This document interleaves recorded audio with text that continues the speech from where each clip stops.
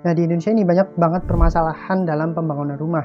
Dalam pembangunannya, mereka cenderung tidak menggunakan arsitek dan hanya menggunakan tukang-tukang di sekitar mereka.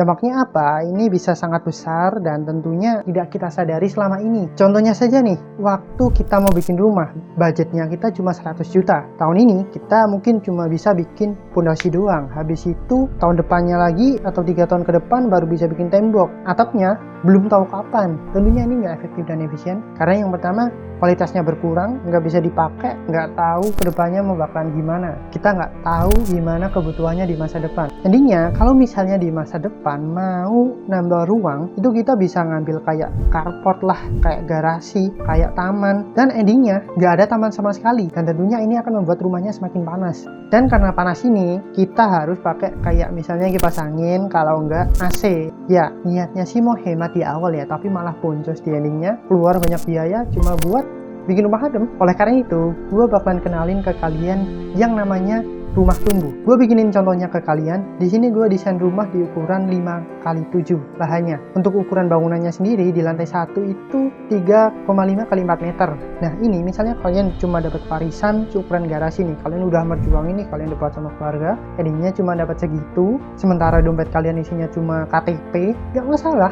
Rumah ini bisa mengakomodasi semua kebutuhan kalian. Tentunya dengan tetap mempertimbangkan kebutuhan kalian di masa depan. Di lantai satunya ini ada dapur, tempat kerja, sama satu kamar mandi. Dan di lantai 2-nya itu ada satu kamar buat kalian. Di tahap 1 ini itu cocok banget buat kalian yang baru aja menikah dan belum punya anak. Kalau kalian mau bikin 2 kamar sekaligus, menurut gua itu agak mubazir tempat ya, karena toh anak kalian juga belum bisa tidur sendiri kan.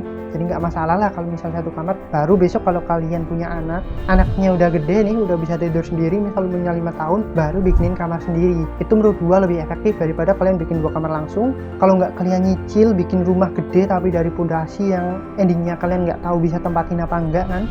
Menurut gua ini lebih efektif buat kalian. Tapi bang, pendapatan gua dikit nih bang, gua pengen dapat penghasilan lebih cuma dari rumah. Bisa nggak sih dibikin sekalian tempat usaha? Nah, di lantai pertama kalian bisa menggunakan dapur sebagai coffee shop. Tapi tentunya ini yang take away ya, bukan yang dine in, karena nggak ada tempatnya jelas. Kalau nggak, misalnya nih kalian ternyata nggak berbakat bikin kopi, kalian bisa bikin warung nasi rames yang bukanya setiap pagi. Jadi misal sebelum kerja atau misal istri kalian nggak kerja nih, kalian bisa bikin tempat usaha di rumah ini. Nah, tentunya dengan desain ini kalian bisa mendapatkan penghasilan tambahan cuma dari rumah. Nah, jadi gini guys, bangun rumah itu harus sesuai dengan kebutuhan kalian. Jangan dengerin omongan orang lain, misalnya rumah kalian kecil, nggak masalah. Yang penting kalian nyaman, kalian nggak ngutang kan, kalian juga punya rumah yang bagus, kedepannya juga kalian enak, nggak masalah. Daripada kalian bikin rumah misalnya bangun pondasi, habis itu tembok, habis itu atapnya kapan-kapan, habis itu nggak ada uang lagi, mangkrak, nggak bisa dipakai, kan percuma. Oke guys, segitu aja video dari gua. Terima kasih, sampai jumpa di video selanjutnya.